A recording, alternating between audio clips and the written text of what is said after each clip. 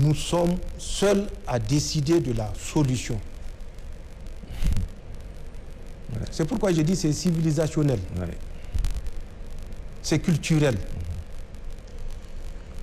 Encore en 2023, décembre, un autre brillant Français a dit, je cite, c'est le petit stupide, j'ai dit, je répète, hein, c'est le petit stupide d'Emmanuel Macron qui a ouvert les yeux aux Africains. Petit stupide Emmanuel Macron qui a ouvert les yeux aux Africains. Si jamais nous perdons ces colonies, nos fils, nos petits-fils iront en Afrique chercher leur subsistance. La migration va changer de direction. Ouais, l'Union européenne, à côté de la France, doit faire en sorte que cette vision africaine échoue. C'est ce qu'il dit. Et elle va plus loin. Cette vision, nouvelle vision des Africains de l'AES doit échouer. Ouais. Le Niger, le Mali, le Burkina, s'ils réussissent, d'autres suivront. Il faut que Emmanuel Macron parte, ça je suis d'accord avec lui, même si c'est avec regret. Ouais. Il faut que Emmanuel Macron parte où la France en souffrira. Ouais. L'Afrique n'a pas d'histoire. La même chose que Sarkozy avait annoncé. Ouais, tout à fait. L'Afrique n'a pas d'histoire et en conséquence, ça c'est sa conclusion, l'Afrique ne peut pas dominer le monde. Mais l'Afrique n'a pas besoin de la permission de quelqu'un pour dominer le monde, puisqu'elle l'a déjà dominé à un certain moment où ce monde duquel il se réclame n'avait aucune existence humaine ou organisationnelle.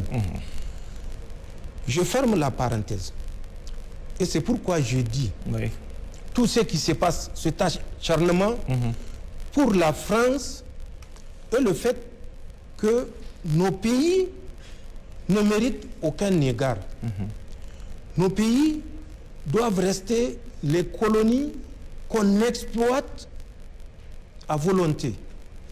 Et c'est ce qui me ramène vers nos ressources naturelles qui sont un autre point. En plus du mépris affiché, il y a ces ressources naturelles qui sont la base de l'acharnement français. Parce que les Français l'ont compris avant le Nigérien, à commencer par l'uranium, exploité depuis plus de 50 ans, depuis 68. L'uranium a fait la prospérité de la France. Les Français l'ont compris. Mais l'uranium a fait la misère et la mort des Nigériens. Ça, malheureusement, les Nigériens ne l'ont pas compris.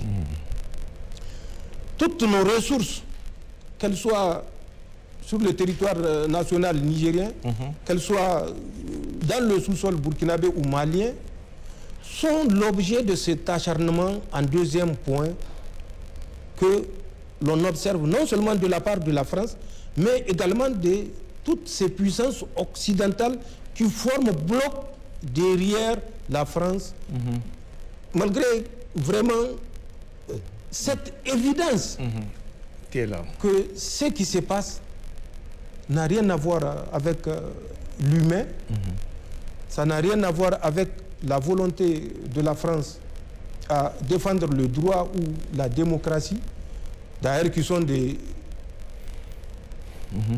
données à géométrie variable qui évoluent en fonction du contexte et des intérêts de ces puissances. Donc, C'est ce qui fait que la France s'acharne contre nous. Et troisième explication, c'est la Confédération. Dans cette organisation que nous avons créée, trois piliers ont été retenus comme étant des piliers impérativement communs à nos trois États. La défense, la diplomatie et le développement. La défense, nous avons abordé la force unifiée. Avant même que cette force unifiée soit créée, je l'ai expliqué que nous menions des opérations soit avec le Burkina ou avec le Mali, et le Mali également avec le Burkina. Mais sur le plan de la diplomatie, nous avons décidé que tout ce que nous allons faire et toute décision que nous allons prendre doit faire l'objet d'une concertation entre nos trois États, entre les États de l'espace confédéral.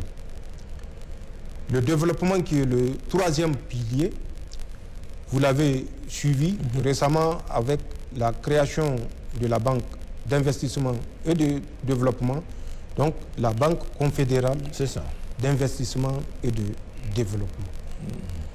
Cette banque, dont le capital est estimé à plus de 300 milliards, sera constituée par les efforts propres, endogènes des États de la Confédération. Donc, c'est pour vous dire que, et sur le plan défense, sécurité, et sur le plan diplomatie, et sur le plan développement, les États de la Confédération s'activent et c'est une réalité. Nous ne sommes pas restés dans la théorie stérile.